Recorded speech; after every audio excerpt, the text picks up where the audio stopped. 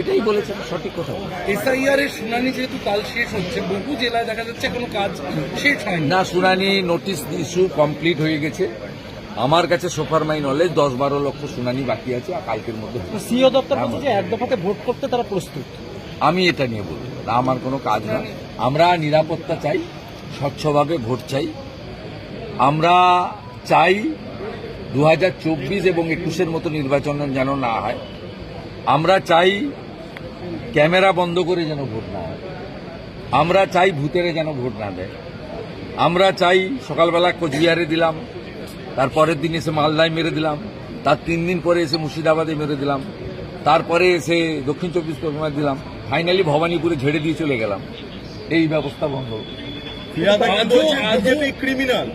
BJP criminal, গুজরাটের দাঙ্গায় প্রচুর লোক মারা গেছে, তার জন্য উনি কি বলেছিলেন মনে নেই?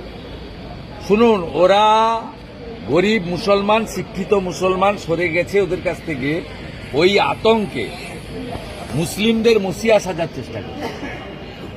এই যে ভিতরে বাইরে চিৎকার, এর মূল কারণ হচ্ছে আমি লড়ছি দেখানোর জন্য।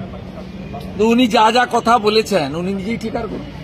বলেছেন আমার ধর্ম মহান, যারা আমার ধর্মে জন্মগ্রহণ করেনি তারা সবাই দুর্ভাগ্যশীল, আমি সৌভাগ্যবান। কে বলেছে? ফিরহাদ হাকিম। পাকিস্তানের সাংবাদিককে নিয়ে এসে তিনি বন্দরে গিয়ে বলেছেন যে ইহা ভি এক মিনি পাকিস্তানে, কোন বলা থা? উনি তো এসব কথা বলেছেন। উনি যে সমস্ত কথা বলেছেন ভোট ব্যাংকের স্বার্থে সাম্প্রদায়িক রাজনীতি করার জন্য, এগুলো মানুষ জানে, দেখেছে। অগ্নিমিত্রা পালের বক্তব্য একদম সঠিক।